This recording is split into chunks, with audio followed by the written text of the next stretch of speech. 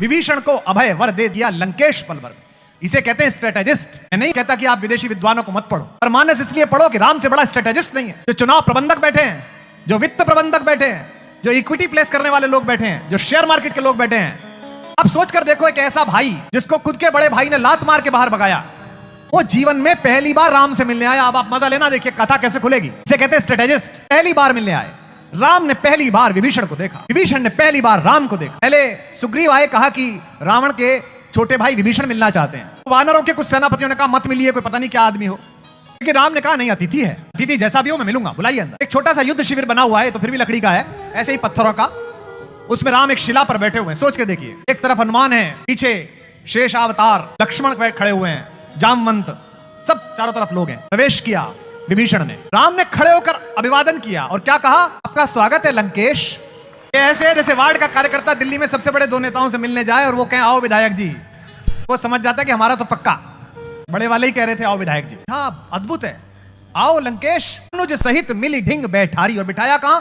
सामने कुर्सी नहीं दी, जिस शिला पर बैठे हुए थे उसी पर बिठाया। एक दो बार को तो विभीषण ने पीछे मुड़ के देखा होगा कि भैया तो नहीं आगे, लंकेश किसे बोल रहे हैं? लंकेश तो भाई साहब को बोला जाता है, मुझे क्यों बोल रहे हैं? यानी कि पहले दिन अपने समर्थन करने वाले आदमी में एक आशा का बीजारोपण राम ने किया कि चिंता मत कर, मैं हूं, मैं तुझे लंकेश बना दूंगा।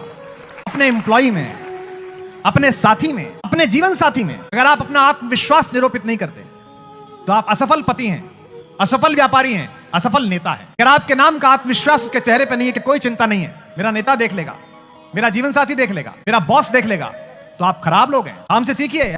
अनुज सहित मिली ढिंग बैठारी, ये जो समरसता है, जो समाजवाद है, ये जो साम्यवाद है। जो आदमी परेशान हो उससे पहली बात क्या पूछोगे? ये पूछोगे और तुम्हारा स्ट्रेटेजी कैसी है, किला किधर से टूट सकता है, रावण के पास क्या हथियार? नहीं, ये तो बात की बात है यार। तो पूछते चुनाव कैसे जीते, मत कैसे मिले, मत मत गिनो, मत मत मांगो, लोगों का मन मांगो। मत तो अपने आप ही मिल जाएगा, मन मिल गया तो मत भी मिल जाएगा। हृदय के रास्ते से ही स्वीकारता जाती है, चाहे व्यापार की हो चाहे प्यार की हो। अनुज सहित मिली ढिंग बैठारी, बोले वचन भगत भयहारी।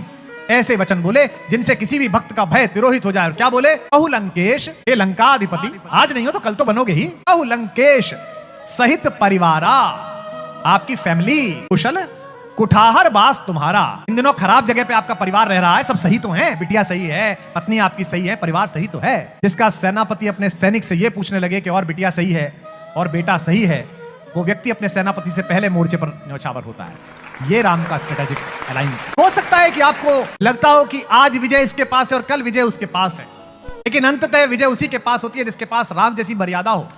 और ये शंका हर आदमी को होती है। यहां तक कि युद्ध करते हुए विभीषण ने पहली बार रावण को रणक्षेत्र में उतरते हुए देखा, रावण तो उतरा एयरफोर्स 1 में बैठ के और मिसाइल, रामचंद्र जी अपने वही एक वलकल, पैरों में चप्पल नहीं ना। उस तक को शंका हो गई। विभीषण ने कहा कि आप तो बिना रथ के हो, रावण रथ में है। यह देखकर विभीषण क्या हो गए? अधीर हो गए और कहा भगवान आपके पैरों में तो पदत्राण, चप्पल भी नहीं है, इससे जीतोगे कैसे? ये जो मैं बोलने जा रहा हूं, लाइफ में कभी डिप्रेशन हो, लाइफ में कभी परेशानी हो, आंख के आगे से चीजें चली जाएं, उपलब्धियां आते आते ना मिले, कोई हानि हो जाए, ये विभीषण गीता की 8 पंक्तियां आप लिख के रख लेना, इन्हें बार बार पढ़ना, जीवन में उल्लास से भर जाओगे। जब भी आपको दिखे कि सामने वाला शत्रु, सामने वाला प्रतिद्वंदी ज्यादा शक्तिशाली है, तो आप ये विभीषण गीता की पंक्ति याद रखना। विभीषण ने कहा, रावण रथी बिरथ रघुबीरा, देख विभीषण भयउ अधीरा।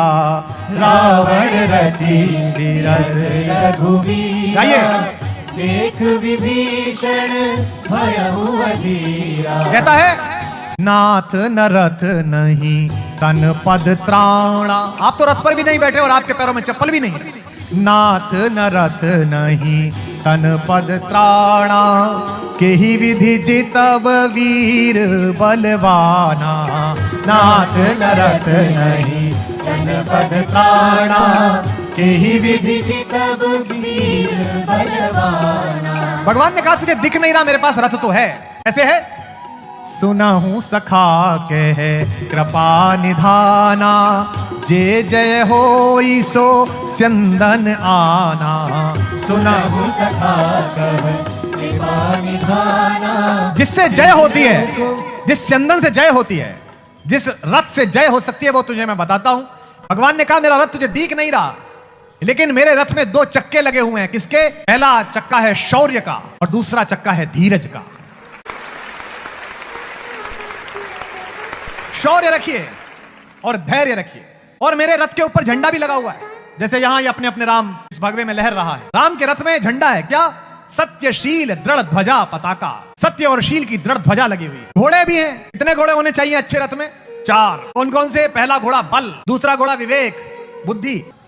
बल के साथ विवेक की बहुत आवश्यकता है। राम अकेले हैं जिनमें सब कुछ है, उसके बाद भी विवेक है। विश्वामित्र लेने गए तो दशरथ ने कहा मेरी सेना ले जाओ प्रभु, मैं चलता हूँ। बच्चे को क्यों ले जा रहे हो? जवान है, मसे भीगी है, 15 साल का है। 15 साल के गए थे, आज तो 25 साल के को पता नहीं होता करना क्या है। 15 वर्ष के राम को विवेक पता है। विश्वामित्र ने कहा राजन आपका बेटा मुझे इसलिए चाहिए कि लड़ाई बड़ी है, प्रदूषण ताड़का स्वभाव से है, और ये 4 चीजें हैं, इनमें से कोई एक आ जाए तो मनुष्य अविवेकी हो जाता है।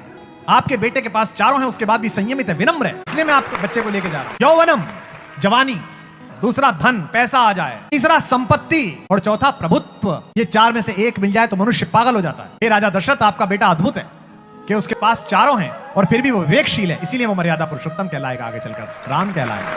पहले विवेक, दम, परहित, और दूसरा दमन। दमन कैसा? खराब इच्छाओं का दमन। जवान लड़कों अपनी इच्छाओं को सीमाओं में बांधे रखो, वरना ये शौक गुनाहों में बदल जाते हैं। बल, विवेक और दम, यानी कि इच्छा पर अंकुश, और फिर क्या? परहित, दूसरे का हित। ये भारत है। और इन चारों घोड़ों के ऊपर एक रस्सी भी है, लगाम भी है। लगाम क्या है? क्षमा, माफ कर देना, कृपा, दूसरे पर कृपा करना। तीसरा समता, एक जैसे दिखें। ये रज्जू हैं जिनको जोड़े हुए हैं। विभीषण से भगवान कहते हैं कि एक चीज और है, सारथी भी है मेरे रथ पर जो तुझे दिख नहीं रहा। वो कौन है? ईश भजन, भगवान का भजन। तो जिन भी सज्जन ने मुझसे सवाल पूछा था, मुझे लगता है कि उन्हें इसका उत्तर मिल गया।